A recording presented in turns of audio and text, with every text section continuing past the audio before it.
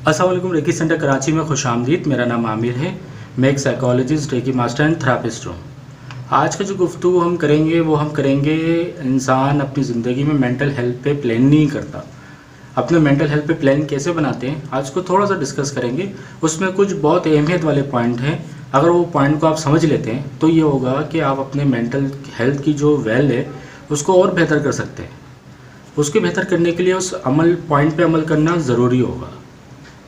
अगर आप मेरे चैनल पर नए हैं, उसको आपने अब तक सब्सक्राइब नहीं किया, उसको सब्सक्राइब कर लें और ये वीडियो उन लोगों से लाजमी शेयर कीजिएगा जिनको इसकी ज़रूरत हो। शुक्रिया। तो उसके कुछ पॉइंट है, उसको ज़रा मद्देनज़र रखते हैं। वो क्या है, उससे आप अपनी ज़िंदगी में कैसे चेंज ला सकते हैं। इसमें सबसे पहले जो बात की जाती है मेंटल हेल्थ प्लान में, वो ये की जाती है कि आप अपने आप को एक्सेप्ट करें। ठीक है, सेल्फ एक्सेप्टेंस आपको ये सिखाती है कि आप अपने एट्रीब्यूशंस जो भी हैं, पॉजिटिव नेगेटिव, उसको आप एक्सेप्ट करते हैं, अपनी हॉबीज़ को देखते हैं, अपनी पॉजिटिव थिंकिंग को बढ़ाते हैं और इसके अलावा अपनी ज़िंदगी के गोल सेट करते हैं और अपने आप को उस रूटीन पे लेकर आते हैं जिससे आपकी फिज़िकल, मेंटल और इमोशंस दोनों बेहतर हो सकें। पॉइंट आ जाता है सेल्फ़ केयर का।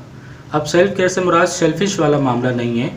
सेल्फ़ केयर से मुराद ये होता है कि अपने आप को ऐसे लम्हात और ऐसे तजुर्बात और ऐसे चीज़ों से जोड़ना होता है जिससे आपकी सेल्फ़ केयर में इम्प्रूवमेंट आ सके, जिससे आप बेहतर और कोई नई चीज़ सीख सकें और जो आपके सेल्फ़ के लिए बहुत बेहतर इम्पोर्टेंट हो।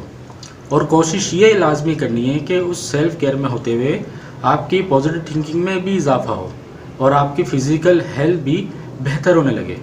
तो अपनी सेल्फ़ केयर उस लेवल पे लेकर आना है जिससे आपकी हेल्थ पे फ़ायदा हो और आपके ब्रेन पे भी फ़ायदा हो। इसमें सबसे बड़ी जो चीज़ होती है वो होता है अपने आप को वक्त देना और अच्छी चीज़ों के साथ जुड़ना, जिससे आपके नए नए तजुर्बात और नए नई एक्सपीरियंस आपके ज़िंदगी में शामिल हो। इसमें सेकंड पॉइंट जो आता है वो न्यू स्किल सीखने का आता है। न्यू स्किल से मुराद ये होती हैं, उसमें न्यू स्किल से मुराद कोई भी ऐसी स्किल्स जो आपके अंदर चेंजेस ला सके, वो कोई लर्निंग के हवाले से हो गई हो या वॉलंटरी तौर पर क्यों ना हो, क्योंकि वॉलंटरी में भी होना भी एक स्किल्स ही होता है, क्योंकि आप एक किसी के अंडर विजन में होकर काम कर रहे होते हैं। सेकंड ये आया था उसमें हॉबीज़ कौन सी हैं।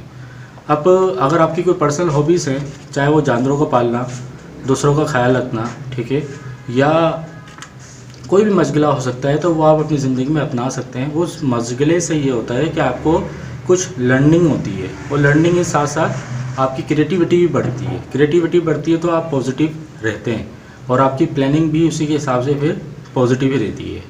तो कोशिश करिए कि अपनी ज़िंदगी में नई स्किल्स या हॉबीज़ को पैदा कीजिए, जिससे ये हो सकता है कि आप बहुत बेहतर तौर पर अपने आप को कर सकते हैं।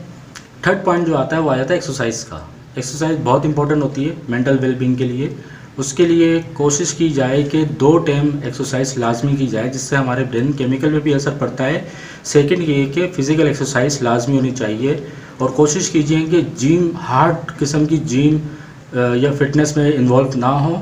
फिज़िकल एक्सरसाइज में जिसमें साइकिलिंग चलाना, एक्सरसाइज करना या अच्छी सी वॉक हो सकता है। सुबह की एक्सरसाइज आपको बहुत मोटिवेट करती है, आपके ब्रेन केमिकल को बड़ा फ़ायदा देती है, जिससे आपके अंदर मूड स्टेबलाइज़र चेंजेस आती हैं। सेकंड ये आ जाता है कि शाम की एक्सरसाइज, रात खाने से पहले की जो आप एक हल्की फुल्की एक्सरसाइज करते हैं, वो आपकी नींद के लिए बड़ी फ़ायदेमंद होती है। तो एक्सरसाइज को अपनी ज़िंदगी का हिस्सा बनाएं, जिससे आपके ब्लड में भी ताजगी आए और आपकी डिप्रेशन, एंजाइटी का जो लेवल चल रहा है वो भी बहुत हद तक कम होगा। इसका जो चौथा पॉइंट है वो आ जाता है ग्रेटफुल का।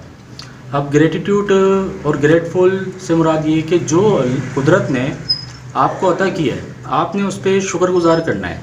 आपके पास जो कुछ भी है और जो कुछ नहीं है, दोनों पे आपको शुक्रगुजार और एक्सेप्ट करना है।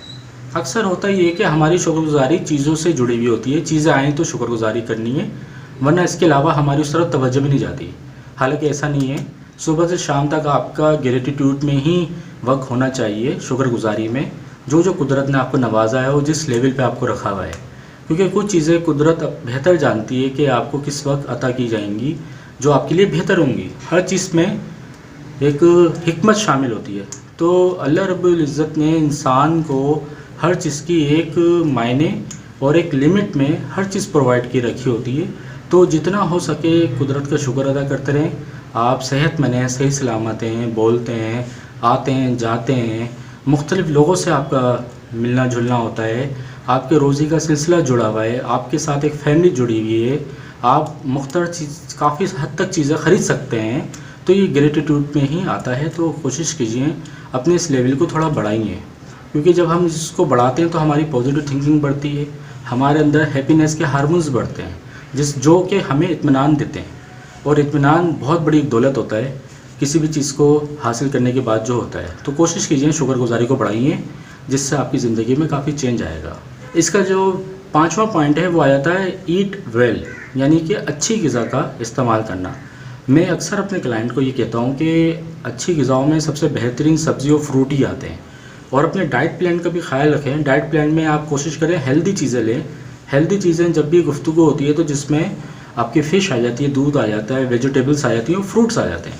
और कोशिश कीजिए, मैं तो वेजिटेबल और फ्रूट्स को मेडिसन कहता हूँ। आप ये कुदरत की जो मेडिसन है इससे जुड़िए, तो आप देखिएगा आपकी जिस्म दिमाग दोनों ही बेहतर रहेंगे। और कोशिश कीजिए कि अपनी ग़िज़ा में फल और सब्ज़ी का इस्तेमाल करना लाजमी करें। इनसे मोहब्बत करना सीखें। जब आप इन चीज़ों से मोहब्बत करेंगे, इन चीज़ों को इस्तेमाल करेंगे, तो आप देखिएगा आपकी ज़िंदगी में सुकून इत्मीनान बहुत आएगा। और ये चीज़ आपके बॉडी को बहुत हल्का रखेंगे, क्योंकि हैवी और जंक फूड जितना भी होता है वो आपके अंदर हाइपर एक्टिविटी बढ़ाता है, बेचैनी की कैफियत बढ़ाता है और बेसुकूनी की बढ़ाता है, जिसको हासिल करने तलब करने के लिए आपको भी बहुत कुछ करना पड़ जाता है। और ये आपके अंदर ऐसी कैफियत पैदा करता है जो समझ लें कि आपको बाज़ दफ़ा आपके मकसद से भी हटा सकता है। मकसद से हटाने से मुराद ये होती है कि आपकी जो रूटीन लाइफ है वो बहुत डिस्टर्ब हो सकती है। जंक फूड का इस्तेमाल सिर्फ आपके पेट और आपके जिस्म के नहीं, आपकी अमली ज़िंदगी में भी बड़ा इफ़ेक्ट कर रहा होता है, जिससे आपके जज्बात, बिहेवियर, रवैये और आपके जितने भी इमोशंस हैं इसमें बड़ा फ़र्क आने लग जाता है। और यही इमोशंस और बिहेवियर जब आप अपनी सोसाइटी में पेश करेंगे तो आपको बहुत कम लोग एक्सेप्ट करेंगे और हो सकता है कि आपसे थोड़ा सा कट ऑफ भी होने लग जाए। तो कोशिश कीजिए कि अच्छी ग़िज़ा का इस्तेमाल करें, ताकि आपकी बॉडी और मूड पे भी बहुत अच्छा असर पड़े। इसका जो लास्ट पॉइंट है, छठा पॉइंट, वो आ जाता है इनफ स्लीप का। कोशिश कीजिए बेहतर और अच्छी नींद की तरफ आप आइए, क्योंकि ये चीज़ें ही आपकी मेंटल हेल्थ प्लान में बहुत असर रखती है।